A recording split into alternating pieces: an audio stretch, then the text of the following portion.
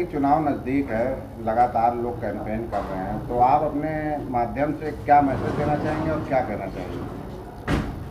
देखिए, मैं अवधेश कुमार दुबे, मंडल मंत्री उत्तरी रेलवे मजदूर यूनियन संबद्ध NFIR आपको अवगत कराना चाहते हैं कि भारतीय रेल में यूनियन की मान्यता के लिए आगामी 4, 5 और 6 दिसंबर को रेफरेंडम होना है।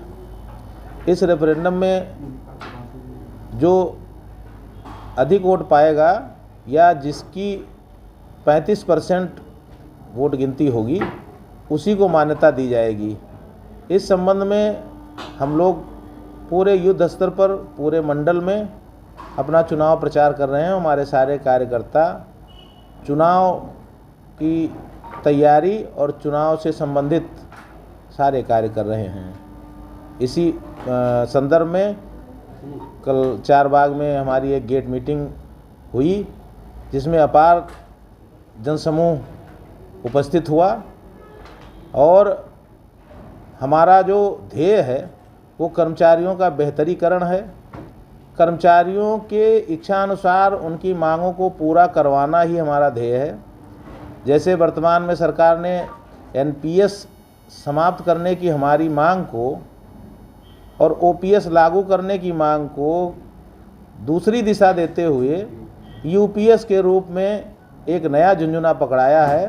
कर्मचारी उसका भरपूर विरोध कर रहा है, हम भी उसका विरोध कर रहे हैं और सरकार के साथ मान्यता मिलने के उपरांत इस मामले पर टकराव होगा, ये निश्चित है।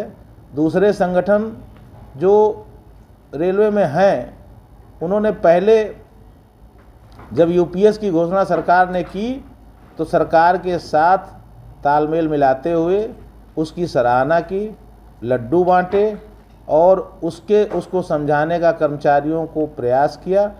लेकिन जब कर्मचारी अब अपना हित और अनहित सब कुछ जानता है, उसने लगातार UPS का जब विरोध किया तो अब उनके सुर बदले नज़र आ रहे हैं। लेकिन ये फरेब चलेगा नहीं।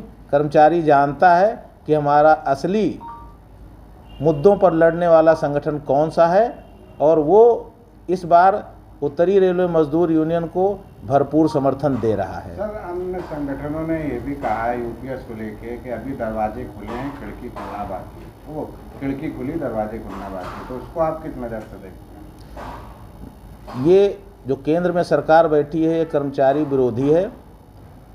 इसके किसी बात में अगर कर्मचारी किसी बुलावे में आ गया तो कर्मचारियों का बिल्कुल अहित ही होगा।